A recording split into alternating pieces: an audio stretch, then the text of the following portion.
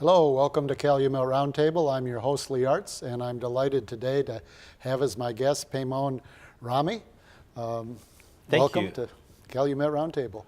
We want to talk a bit about Pemon Rami's background, but it's so extensive I know we won't be able to get through it in our short 30 minutes that we have. I understand that you're currently traveling to distribute your most recent film, 93 Days, starring Yes. Danny Glover. That is correct. And we'll talk about that in a minute, but for our viewers, we need to say that you've got an extensive background in television production, film, music, concerts, documentaries, plays, multimedia designs for theaters, social service agencies, and medical institutions. So the resume is huge. Yes. And I'm particularly delighted because you exemplify the combination of media production and concern about social justice and social change. So there's many reasons I'm delighted to have you with us. Well, thank you so much for having me. It's always a pleasure to be exposed to, first of all, institutions, but also to have a discussion regarding the arts and activism. So I'm glad to be here.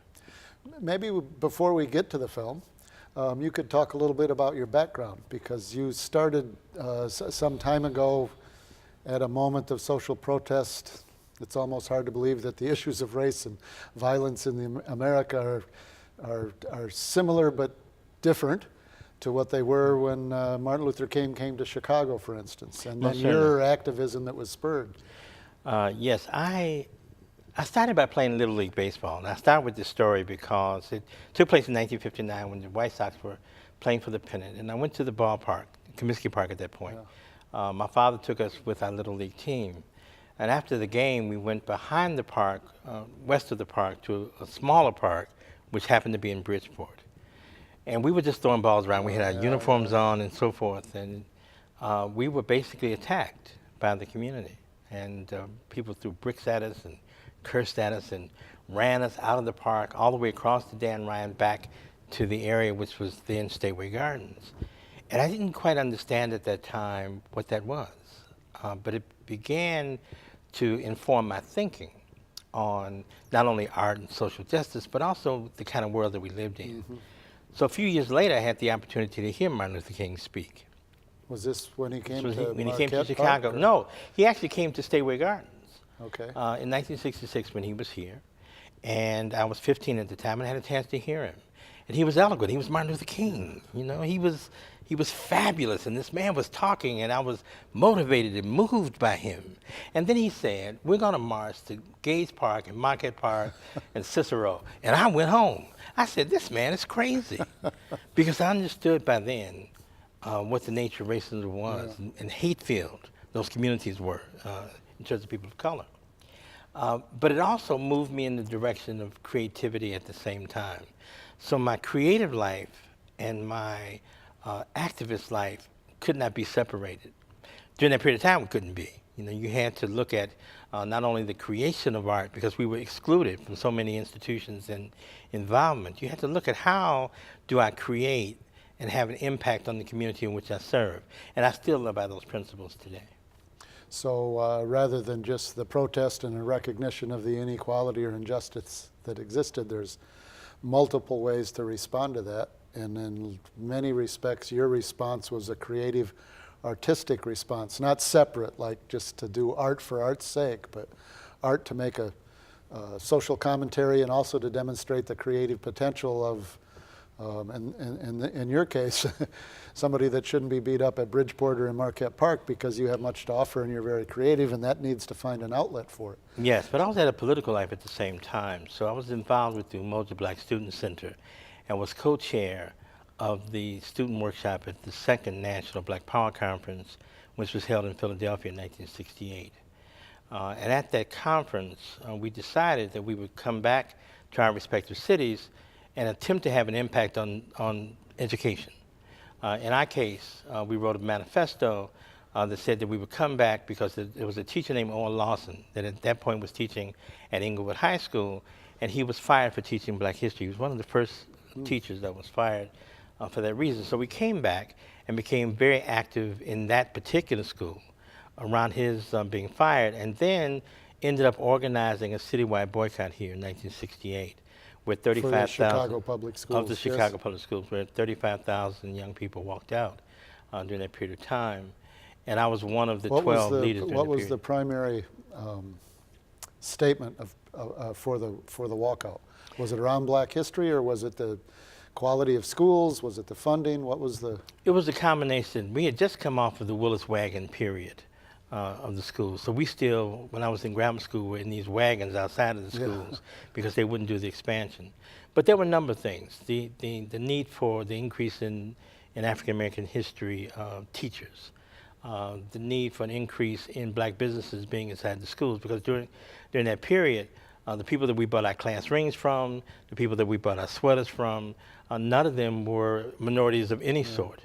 The need for better food in the schools, the need for education programs related to us as a people, so that we began to be taught about our nature and what was good about us.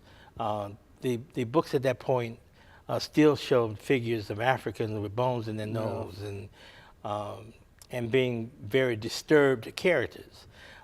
It was before the advent of the number of black books that were being written and were being used at that point. So it was a combination of all of those things that drove us to have a major protest of the board, inclusive of, there's a shot of me that was in Ebony magazine. I was, I guess, 18 at the time. Because I was theatrical, we built this coffin, which represented the Board of Education. We took it down to the Thompson Center. So there's a shot of me in front of the Picasso, jumping in the air with this other student, crushing this representation of the Board of Education. But it's interesting Theater because from the beginning. Theater from the beginning, yeah. Well, I was 9 years old when I became introduced to theater, and I was 14 when I started my theater company and toured the city.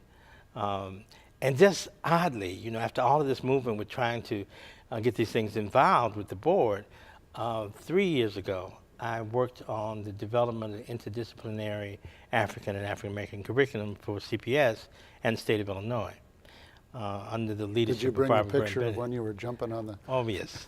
Had to show that to the principals and teachers that we trained. But we also developed over 250 lessons to be used by CPS as a result of that. Lessons for history teachers, lessons for English teachers? Across all bands. Okay. Across all areas. So And, CPS has adopted this, or it's made it available? It's available on their Knowledge Center. Yeah. Oh, excellent, excellent. I'm trying to chronologically follow you from jumping on the Board of Education box up to the recent film, but you were involved in the movement for quality education in the 60s, and you were an activist around civil rights. How was this expressed in your art? What was the first, I mean, obviously that was a theatrical act, but it had a political statement, but was your first, was it first a theater? Was it first a documentary? What were some of the issues? It was actually music first. Okay. In high school, we formed a band called the Exotics, and we were playing percussive music with a Latin feel. And we had entered a contest at Montgomery Ward. It was called the Battle of the Bands, and we had won first place. We had on these Tom Jones shirts, and with the puffy big sleeves and white shoes, and we won first place. Then in between the time we had to go back for the second time, we discovered an album by Olatunji, which was an African artist. It was the first time I had ever heard that music, and it changed our lives.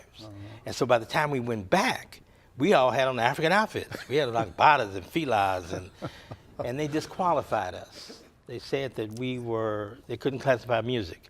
So they kicked us out of the competition. Long before world music, yes? Yeah, they kicked us out of the competition. So I was doing that at the same time. You know, and this is one of the wonderful things that I like about young people. It's the energy. It's the freedom that they have. And if they don't waste time, if they take their 24 hours and use them constructively, you can do a lot of things. So at the same time I was doing that, at the same time I was leading marches, I was doing the first black soap opera at PBS. It was called Bird of the Iron Feather. And I had what is it? Bird of the Iron Feather. Bird of the Iron Feather. It was written the title comes from a poem or writing by Frederick Douglass. Okay. That said that black people had to have wings like a bird of the iron feather, and that if we spread our wings and opened our fingers, and instead of having our fingers open, pulled them together, we would be stronger. Music was written by Oscar Brown Jr. It was directed by Roy Inman and Okoro Harold Johnson. And you wrote the script? No, I didn't write the script. The script was written by Richard Durham, who wrote the Muhammad Ali story. Producer? I was an actor in it. Oh, in high okay. school, while I was in high school. And so I was doing that simultaneously. And then I met Theodore Ward. Theodore Ward was one of the founders of Negro Federal Theater when Langston Hughes and Richard Wright. In some ways, he's considered the grandfather of black theater. Did a play on Broadway in 1942 called The Big White Fog, and then one in 38 called Our Land. And he took me in his wing. And I became his assistant director at the theater. He opened the theater at 35th in Michigan. Langston's in New York, yes? And Langston was originally here. Langston wrote for the Chicago Defender. Langston Hughes, Richard Wright, all of those folks used to work out of Chicago before they went to New York. Okay. And were based around the Southside Community Arts Center, which is the oldest African American arts center in the United States. It's at 38th in Michigan. The YWCA, which is located right around the corner from there, and the Hall Branch Library, which is the first African American library in the city of Chicago. And so all of them worked within that circle. And I fortunately lived within a few blocks of it. So the DuSable Museum was right around the corner from me. And I began to be involved with all of these processes at the same time. So after I did Bird of the Iron Feather, I began to produce theater, and I became the assistant director of the Southside Community Arts Center, then the director of the Coomber Workshop, and then I opened the theater on the west side, the La Mazzino Theater. And between 1967 and 1980, I directed well over 30 productions in most of the theaters here in Chicago. it's incredible. It's like we need a whole history of the art scene in Chicago that doesn't revolve around Chicago Institute of Art or the plays that come in from abroad. I mean, it sounds as rich as the Harlem Renaissance, but it's a part of history that I was not aware of, and I'm assuming most people have not been aware of either. But it's, I mean, it demonstrates, when we talk about equality or civil rights, it's always in the political realm and you can be able to vote. But one of the things that's missing, well, what does it mean when people have an opportunity to create and express themselves? And the richness of it isn't available to many people. And I often think if you could see the richness of it, not just music or plays or music, but just the whole, human vibration that comes from that, it would be a strong motivating argument for why there should not be segregation or inequality, because you're denying a whole part of human existence. And we don't know this. And there's a book being written. Mark Lawson is a writer here in Chicago that's currently writing a book on the development of theater in Chicago. And one of the things I like about Mark is that he is being inclusive. But I just wanted to say that part of the development of theater in Chicago, at least in terms of black theater, in its initial phases had to do with exclusion. So because people weren't accepted and had no venues, they had to create one. Yeah. What we ended up doing in the 60s was creating for the purpose of serving our people. Yes. So the theme came from being accepted to creating for the purpose of black art being defined as by, for, and about black people. Yeah. It's something I'd like to pursue in the second half of the interview, because I think that remains a question.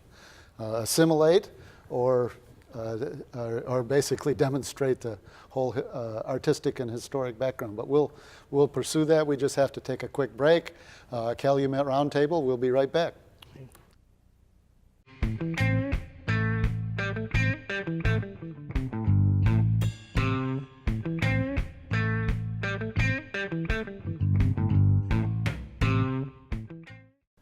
Hello, welcome back to Calumet Roundtable, the student-produced interview show produced here at Purdue Northwest. I'm your host, Lee Arts, and I'm delighted to have as a guest today Pemon Rami, filmmaker, documentarian, producer, and I have several things I'd like to talk about. Maybe we'll have to have you back so we could get them all in or visit our class. But I'd like to take this opportunity first to talk about the film that you've just produced and is now in distribution, and I know you've taken it to Toronto Film Festival with others. It's called 93 Days. Yes. Starring Danny Glover. Could you maybe just kind of tell us what the film is about the. Well, we shot the film in Nigeria, in Lagos and surrounding areas for 3 months. And it deals with the Ebola crisis when it hit Nigeria. There was a gentleman named Sawyer from Liberia who went to speak at an international conference. Once he was there, he got sick when getting off the plane. And he told people he had malaria and took him to the First Consulting Hospital. The doctor there, Dadavo, said it didn't feel like malaria to her. And even though he was a diplomat, she didn't let him out of the hospital. Had she let him out, and he'd gone to that conference, it would have been a worldwide pandemic. It would have spread around the world. 6 of the health professionals died, including this lead doctor. He died, and the driver that took him from the airport, but also 3 of the doctors survived. One of them, Dr. Ada, is the first person to have Ebola to have a child, to actually survive and have a child. And so it's not a documentary, it's a drama. And it deals Is with it a fictionalized version of the events? Or? We stayed as close to the true story as possible. Okay. As a matter of fact, we shot in the very room where he died. We shot in the center where they took all the patients. We used the ambulance drivers that had to pick people up. We actually used as many of the real people as we possibly could. It's an incredible story of self-sacrifice, because I don't know how many of the students here or professors would come to work if they knew that Ebola was in the building. Yeah. You know, most of us would stay at home.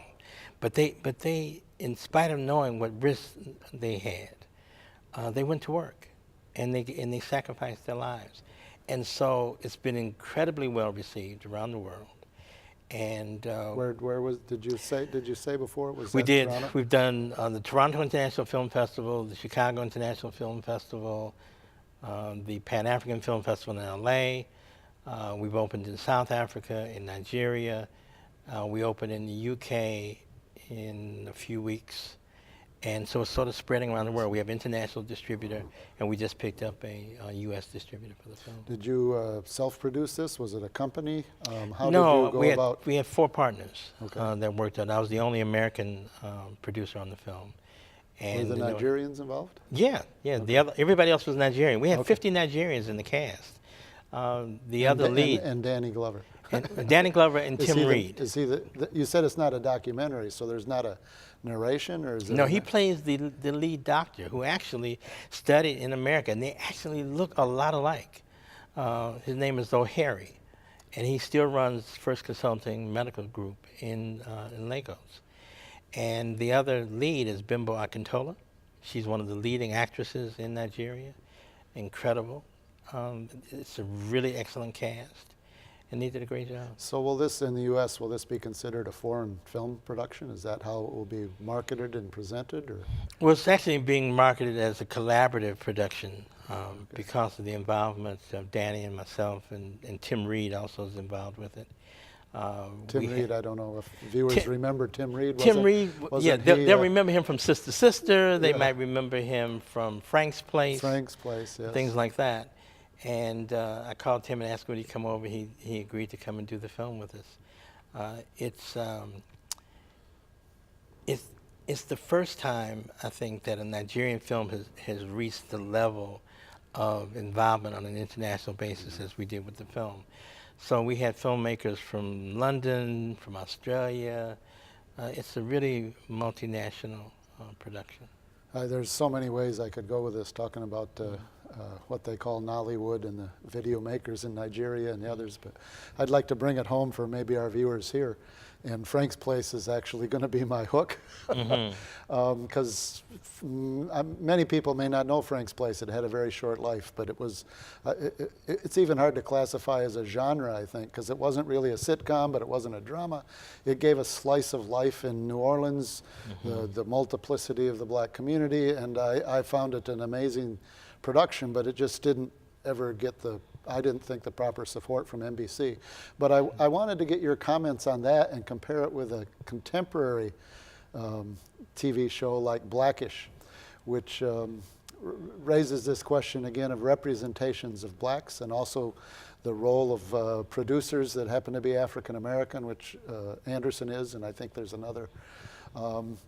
How do you assess the current status of representations of blacks in mainstream television compared with something that you might see as might be classified as African American theater for that community? Do you see a distinction there? That I think there's a vast difference between the need to create something that you consider to be artistically and financially viable in an industry that you're trying to succumb to. yeah, succumb is the word. Yeah, yeah, that's the one that I wanted to use because at a point you have to look at, am I creating something because I want to change the minds of people, that I want to impact the community, or am I doing something that I know will be successful monetarily because I have constructed it in a way that is acceptable to everybody?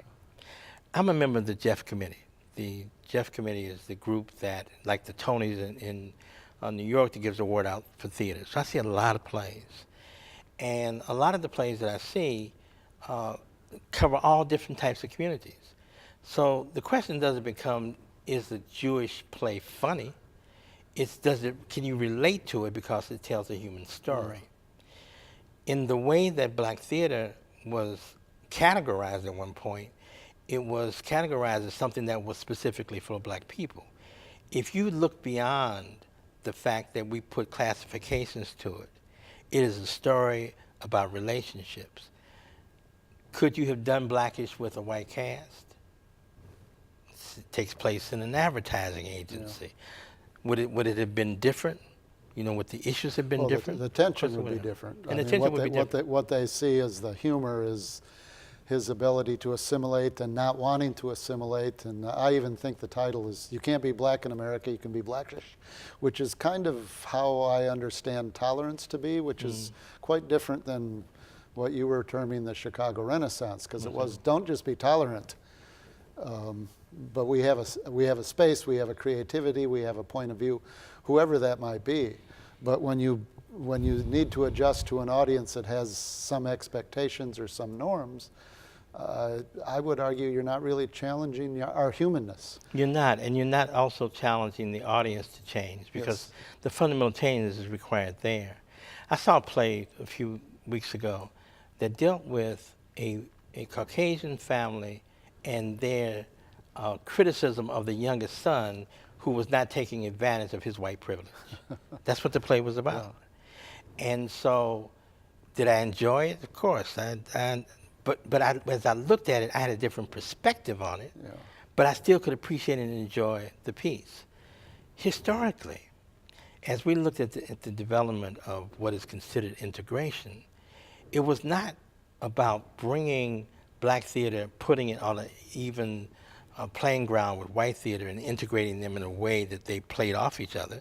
It was about taking black theater and showing it periodically to a white audience and satisfying the notion that that was in some way beneficial to the community. Yeah.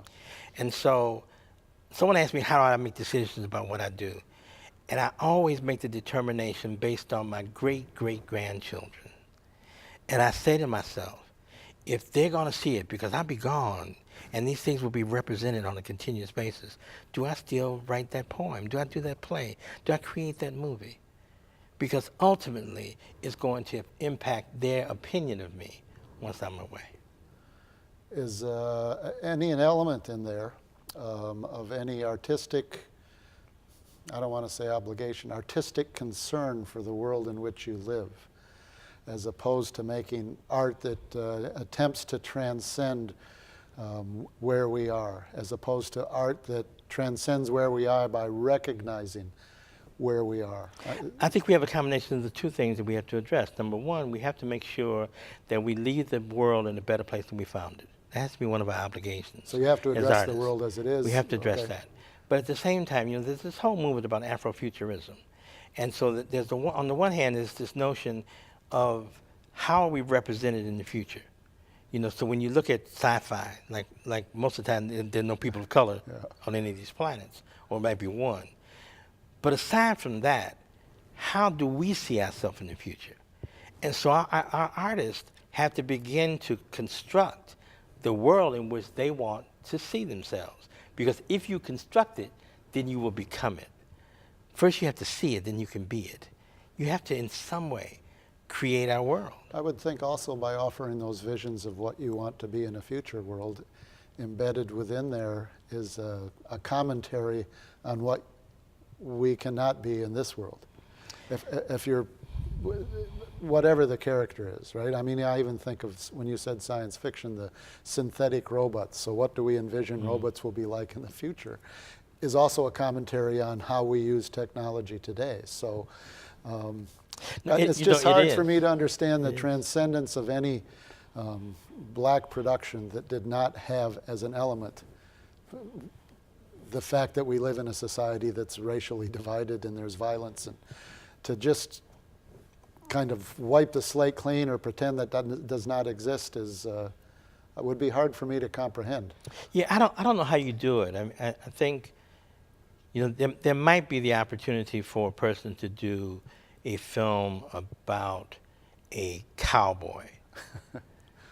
But if you're going to do something about a black cowboy, there are implications of that that should not be ignored. You can't ignore it. It doesn't mean that they didn't have a happy life. And it doesn't mean you have to be politically heavy-handed. No, it doesn't. But you have to address it. Whether you're fictional or primarily factual, it seems like you still have to include that. I shot a project in Haiti 2 years ago around Jean-Baptiste Point du Sable. And in the project, du Sable lands in Louisiana and then makes his way to Chicago. And so I was at this historic conference, and they were saying, well, you know, how do you know what he experienced when he was in Louisiana? I said, I don't, but I know what the climate was. So all I'm saying to you is a black man in Louisiana during that period was in danger. You know, so he got out of there, or would have had to get out of there as quickly as he could. Well, I've been delighted to talk to you. I wish we had another hour to talk, but I would encourage our viewers to look for 93 Days, and that's all the time we have for now, though. So I want to thank Pemon Rami for joining me today on Calumet Roundtable. I'm your host, Lee Arts. Have a great day.